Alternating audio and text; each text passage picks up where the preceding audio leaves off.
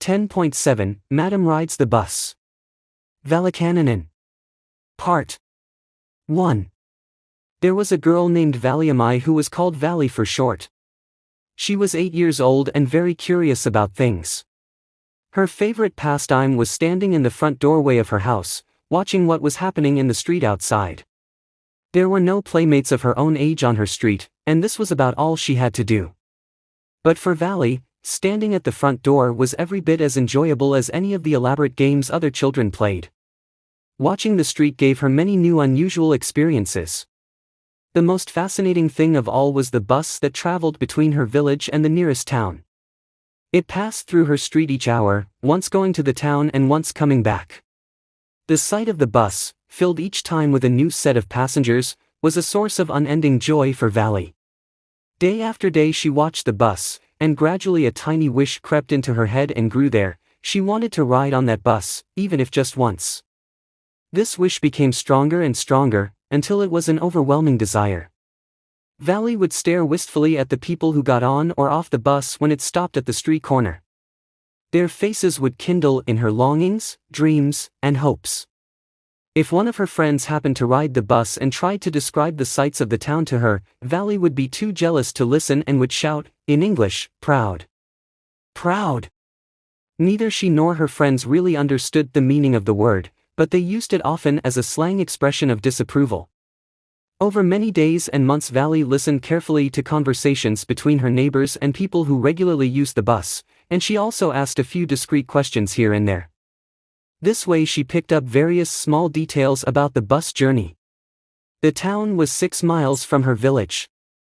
The fare was 30 paise one way, which is almost nothing at all, she heard one well-dressed man say, but to Valli, who scarcely saw that much money from one month to the next, it seemed a fortune.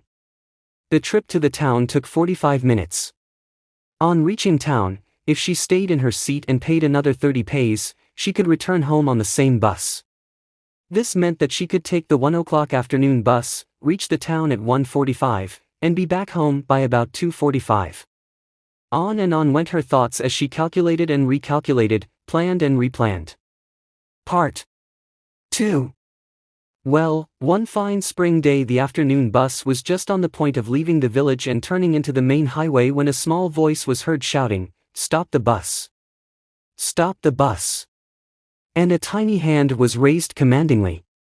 The bus slowed down to a crawl, and the conductor, sticking his head out the door, said, "Hurry then. Tell whoever it is to come quickly." "It's me," shouted Valli. "I'm the one who has to get on."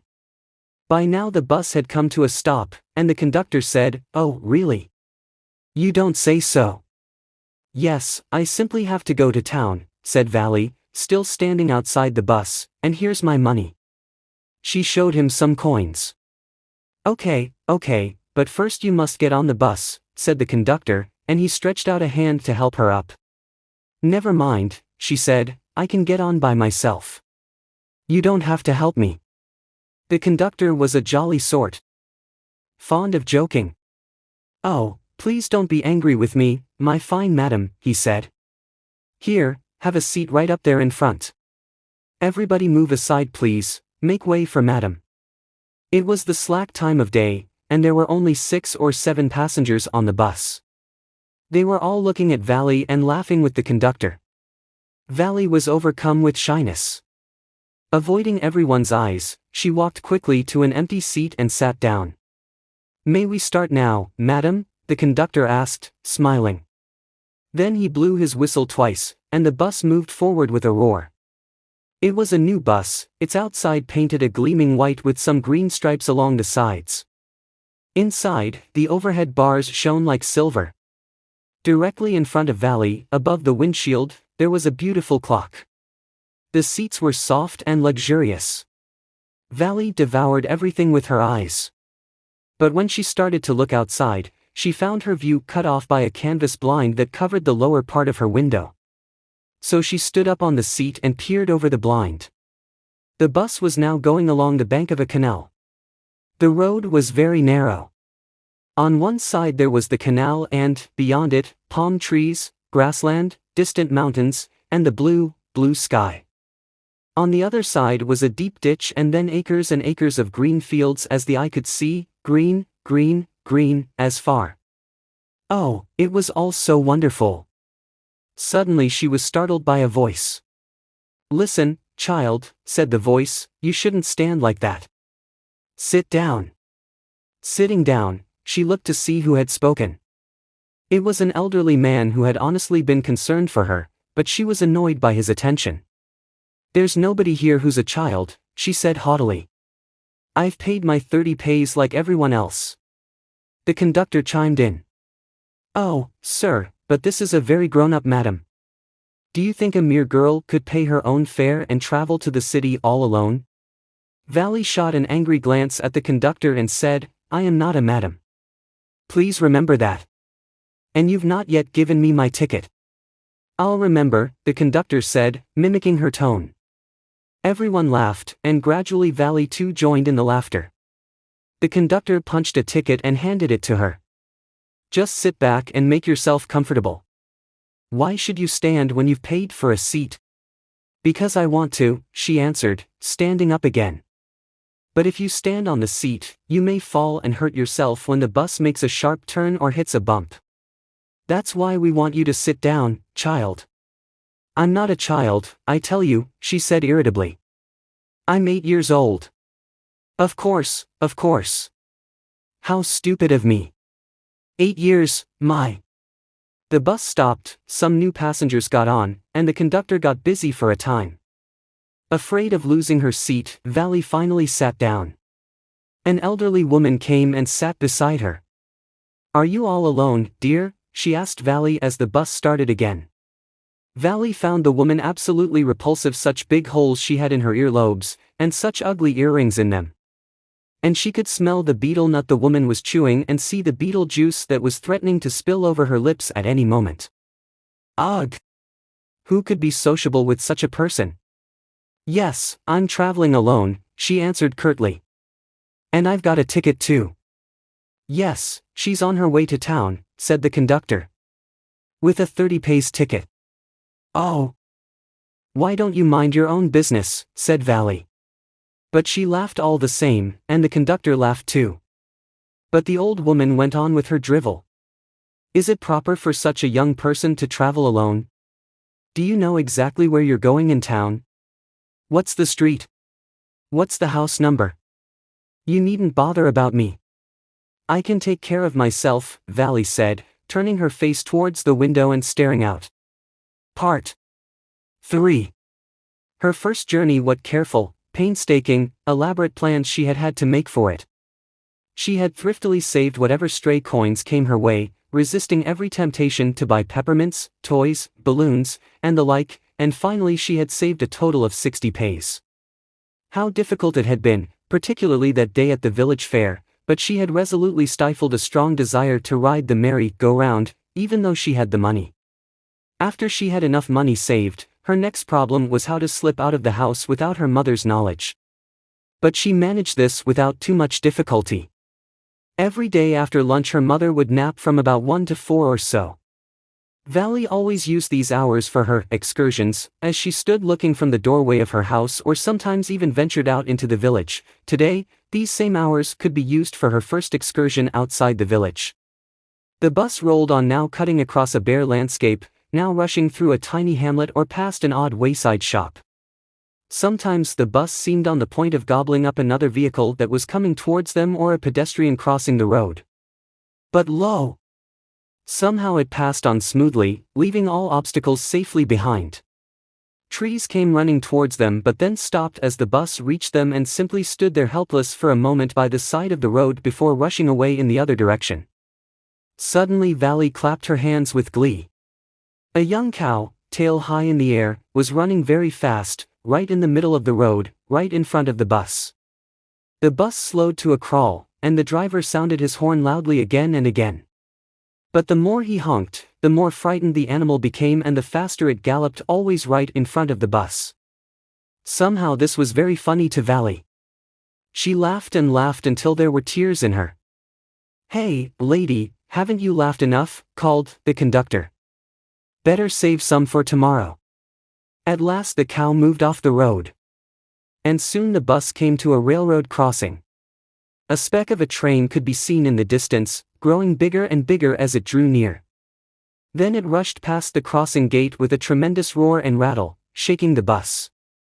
Then the bus went on and passed the train station. From there it traversed a busy, well-laid-out shopping street and, turning, entered a wider thoroughfare. Such big, bright-looking shops. What glittering displays of clothes and other merchandise. Such big crowds. Struck dumb with wonder, Valli gaped at everything. Then the bus stopped and everyone got off except Valli. "Hey, lady," said the conductor, "aren't you ready to get off? This is as far as your 30 pace takes you." "No," Valli said, "I'm going back on this same bus." She took another 30 pace from her pocket and handed the coins to the conductor. "Why, is something the matter?" "No, nothing's the matter. I just felt like having a bus ride, that's all. Don't you want to have a look at the sights, now that you're here? All by myself?" "Oh, I'd be much too afraid." Greatly amused by the girl's way of speaking, the conductor said, "But you weren't afraid to come in the bus." "Nothing to be afraid of about that," she answered. "Well, then, why not go to that stall over there and have something to drink?" "Nothing to be afraid of about that either." "Oh, no, I couldn't do that." "Well, then, let me bring you a cold drink." "No, I don't have enough money. Just give me my ticket, that's all. It'll be my treat and not cost you anything." "No, no," she said firmly, "please, non." The conductor shrugged, and they waited until it was time for the bus to begin the return journey. Again there weren't many passen. Part 4. "Won't your mother be looking for you?" the conductor asked when he gave the girl her ticket. "No, no one will be looking for me," she said. The bus started, and again there were the same wonderful sights. Valli wasn't bored in the slightest and greeted everything with the same excitement she'd felt the first time. But suddenly she saw a young cow lying dead by the roadside, just where it had been struck by some fast-moving vehicle. "Isn't that the same cow that ran in front of the bus on our trip to town?" she asked the conductor. The conductor nodded, and she was overcome with sadness. What had been a lovable, beautiful creature just a little while ago had now suddenly lost its charm and its life and looked so horrible, so frightening as it lay there, legs spread-eagled, a fixed stare in its lifeless eyes, blood all over. The bus moved on. The memory of the dead cow haunted her, dampening her enthusiasm. She no longer wanted to look out the window. She sat thus, glued to her seat, until the bus reached her village at 3:40. She stood up and stretched herself. Then she turned to the conductor and said, "Well, sir, one hope to see you again." "Okay, madam," he answered her, smiling. "Whenever you feel like a bus ride, come and join us. And don't forget to bring your fare." She laughed and jumped down from the bus. Then away she went, running straight for home. When she entered her house she found her mother awake and talking to one of Valli's aunts, the one from South Street. This aunt was a real chatterbox, never closing her mouth once she started talking. "And where have you been?" said her aunt when Valli came in. She spoke very casually, not expecting a reply. So Valli just smiled, and her mother and aunt went on with their conversation. "Yes, you're right," her mother said.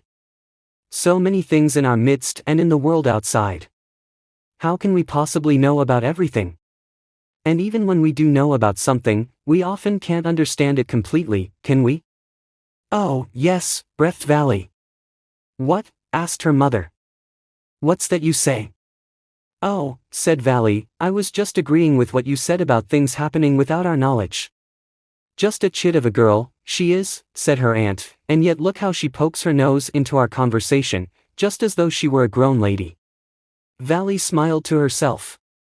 She didn't want them to understand her smile. But, then, there wasn't much chance of that, was there? Translated from the Tamil by K.S. Sundaram, illustrated by R. K. Laxman. K.N. English.